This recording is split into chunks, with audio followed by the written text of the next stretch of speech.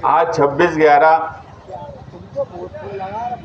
हेमंत करकरे की बरसी भिक्खू चौक में समाजवादी पार्टी और दस्तूर बचाओ कमेटी की तरफ से हम हेमंत करकरे के बोर्ड पर आए हैं।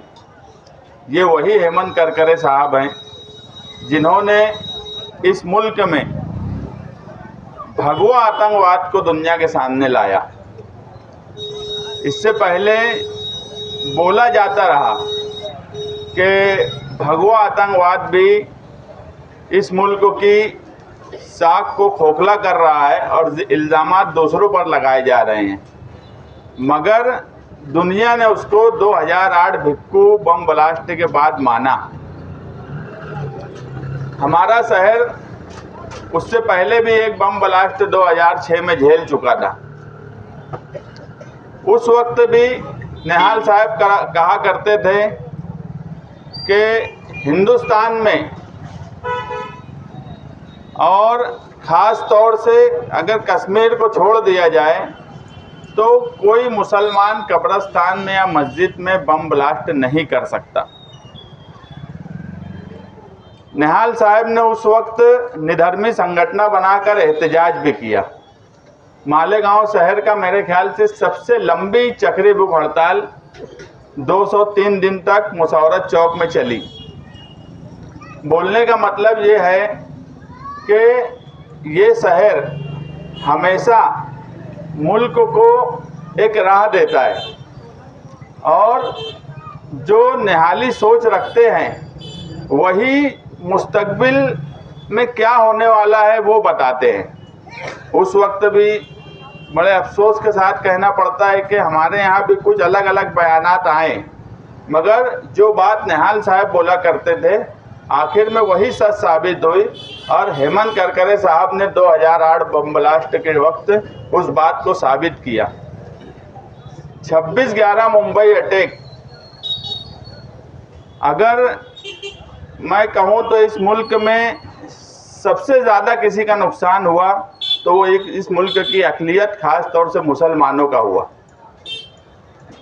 उस अटैक ने ऐसे ऐसे लोगों को बचा लिया जो हाथ यूपी तक जा रहे थे और करीब करीब जो उस वक्त की खबरें थी करीब करीब यूपी तक पहुंच चुके थे।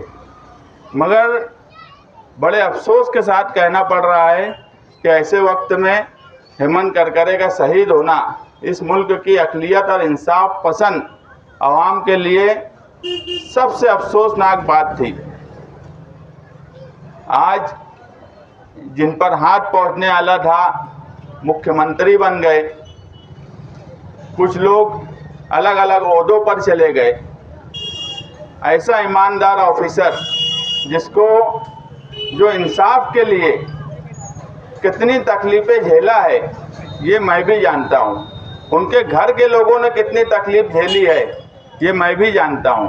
मैं कपिल पाटिल जो शिक्षक आमदार है उनके साथ इनकी बीवी के पास गया था कविता करकरे के घर पर। उस वक्त उन्होंने जो बातें बताई थी कि किस तरह से फिरका परस्त लोग कॉलेज जाते वक्त, वो टीचर थी, किस तरह से उनके ऊपर इल्ज़ामात लगाते थे, किस तरह से उनके खिलाफ बोला करते थे। ये भी इस मुल्क में हुआ है कि एक बहादुर ऑफिसर के घर वालों को किस तरह से परेशान किया गया। उनके कई इंटरव्यूज़ छपे भी, बोले भी गए जिसमें ये सब बात आई। मगर उसके बाद भी हम 26/11 में शहीद होने वाले तमाम ही पुलिस ऑफिसरान जिन्होंने बहादुरी से आतंकवादियों का मुकाबला किया, हम सभी को श्रद्धांजलि देते हैं।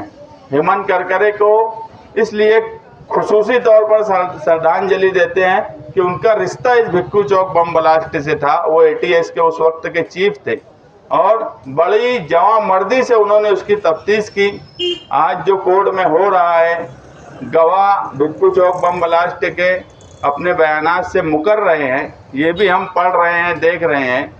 जो हेमंत करकरे साहब ने जो ATS की चार्जशीट में जो तफ्तीश की उसके बरखिलाफ अब सारे कामकाज हो रहे हैं, वो भी देखा जा रहा है। मगर हम आज 26/11 को यही उम्मीद लगाएंगे कि जिन लोगों ने यहाँ बम ब्लास्ट किया उन लोगों को सख्त से सख्त सज़ा मिलना चाहिए, क्योंकि आज कॉन्स्टिट्यूशन डे भी है, दस्तूर का दिन है। 26/11/1949 को हमारे मुल्क में दस्तूर नाफिज किया गया और दस्तूर ही इस मुल्क को बचा सकता है, दस्तूर से ही हमें चलना है। और कानून भी जो है, कोड भी, वो दस्तूर से चलती है। तो हमें उम्मीद है कि दस्तूर अपना काम करेगा। इस उम्मीद के साथ आज हम हेमंत करकरे साहब को पूर्णम आँखों से श्रद्धांजलि देते हैं और ये उम्मीद रखते हैं कि पुलिस डिपार्टमेंट में इस तरह से बहादुर ऑफिसरान जो किसी बड़े से बड़े सियासी दबाव में ना आते हुए दस्तूर को अपने सामने रखकर ईमानदारी से अपना काम करें।